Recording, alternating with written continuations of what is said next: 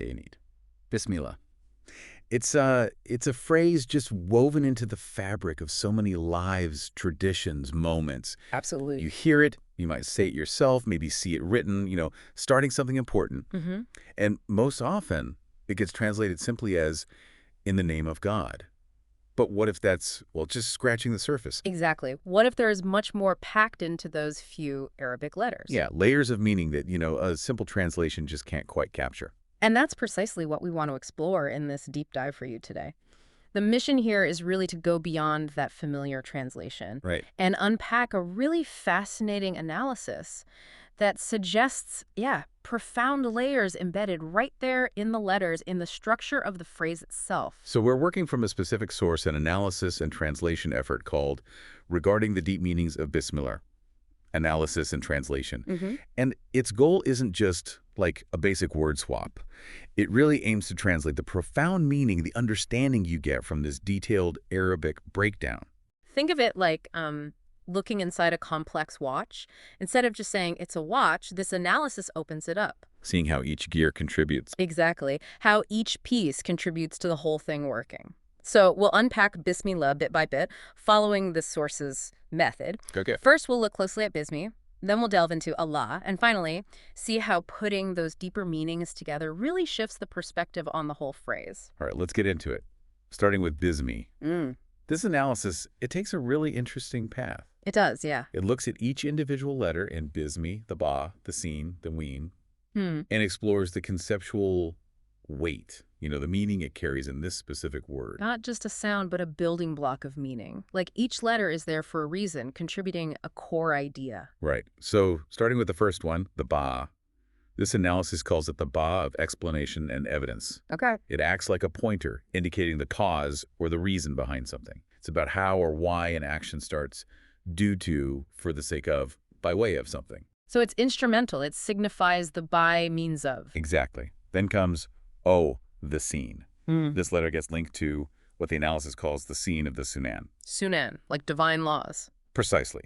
Sunan here refers to divine universal cosmic laws, the fundamental patterns, the principles governing how existence works. So the scene points towards this underlying order. Got it. The rules of the game, so to speak. Yeah, the rules of reality. And finally, the third letter, the meme.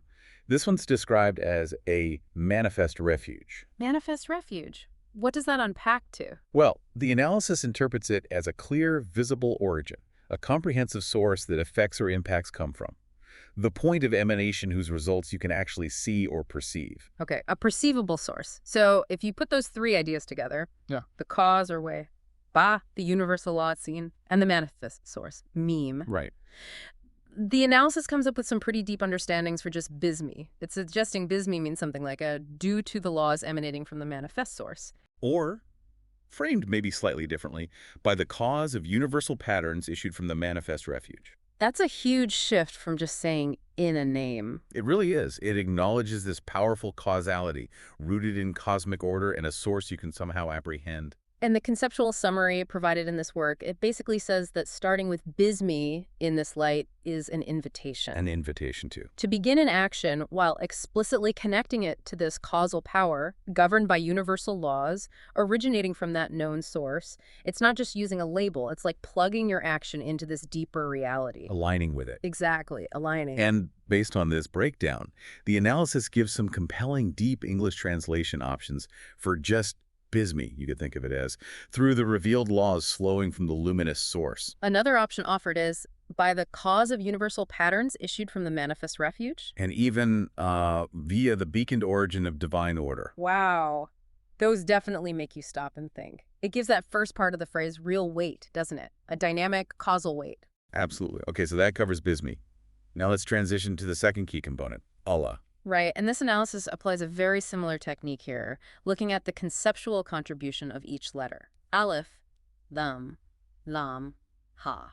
All right, let's dig into this analysis of Allah. It starts with the Aleph. The beginning. Yeah, and this letter is seen as representing affinity, harmony, unity, the fundamental connection, maybe the starting point, the bond of love between things in existence. Okay, so connection, unity.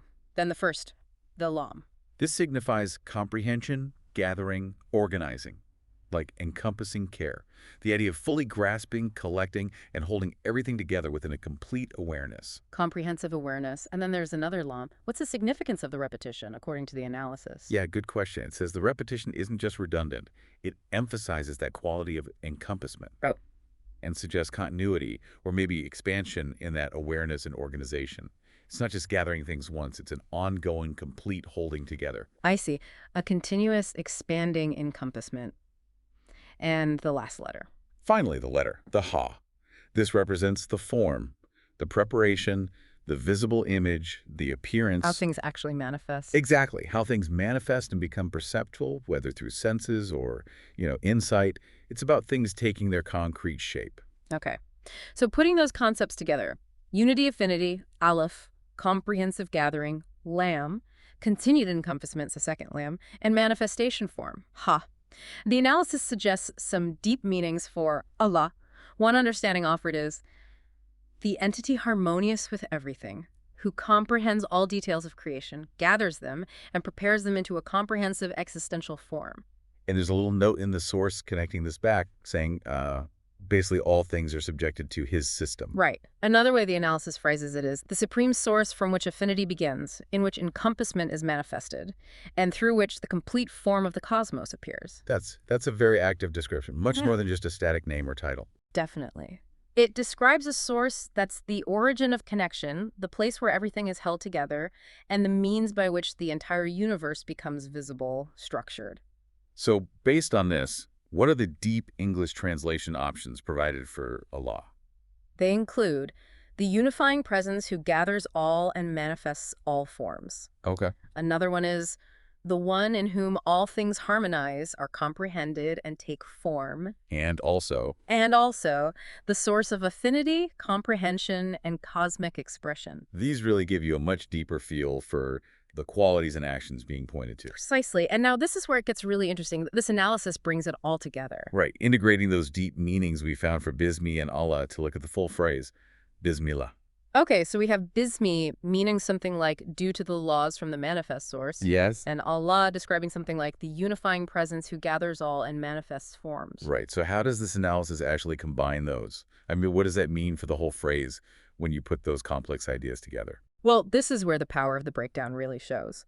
The resulting deep Arabic analysis of the full phrase is given as due to the universal laws emanating from the manifest source. Okay, that's the Bismi part. Manifested through the harmonious entity who comprehends everything and prepares existence. That brings in the Allah part. Wow. Okay, hold on. So the action isn't just happening in the name of God, like passively. Not according to this analysis, no. This suggests it's happening because of the universal order. An order that comes from the very source that unifies, comprehends, and gives form to everything. Yes, it's framing the act, whatever it is you're starting, within the entire cosmic system and its origin. It connects the mundane act to the ultimate reality. That's the idea. The interpretation offered is that when you begin an action with Bismillah, understood this deeply, you're acknowledging that the action relies on this universal cause, a cause stemming from this unifying source, the source that manages everything with absolute wisdom and brings everything into its prepared, manifest form. Okay.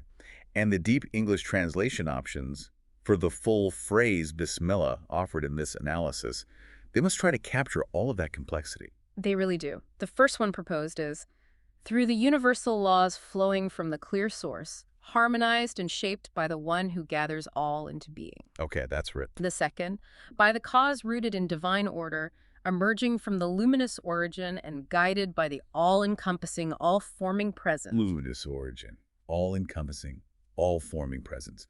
Powerful words. And the third option given is, in resonance with the cosmic patterns issued from the source of unity, comprehension, and manifestation. In resonance with, like tuning into it. Exactly. These are incredibly layered ways of understanding that familiar phrase. They transform it from, a simple label or invocation into an active acknowledgement of the fundamental principles and the very nature of the source of existence.